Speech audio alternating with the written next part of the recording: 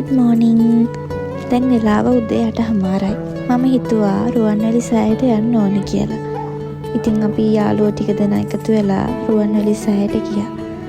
එතනට ගියාම මගේ හිතට දැනෙන සැනසීම ඒක වචනෙන් කියන්න අමාරුයි.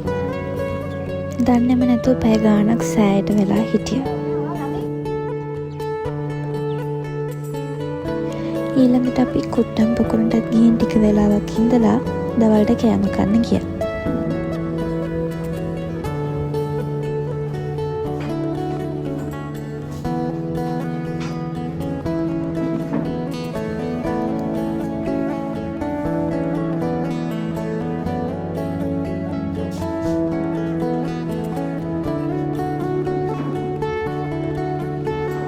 ඊට පස්සේ අපි ආයෙමත් රුවන්වැලි සෑයට යන්න තීරණය කරා.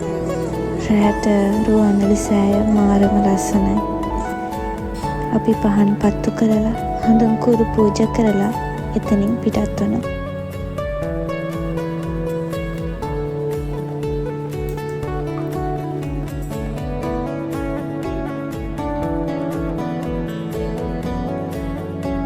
රෑ කෑමට අපි ගියේ අනුරාධපුරේ තියෙන ආරච්චි රෙස්ටුරන්ට් එකට.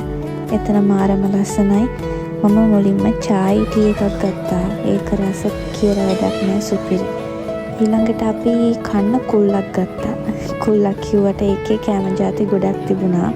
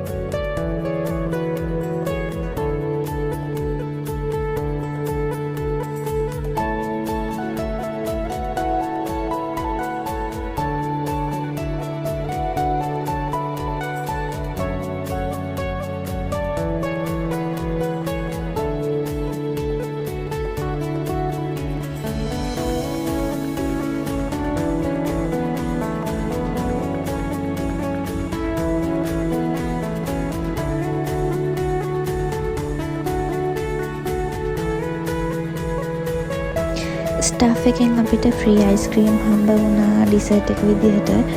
ඉතින් ඒවත් කාලා අපි ආපහු හොස්ටල් එන්න පිටත් වුණා. ඉතින් අලුත් vlog එකකින් හම්බෙමු. පරිස්සමට ඉන්න. බයි.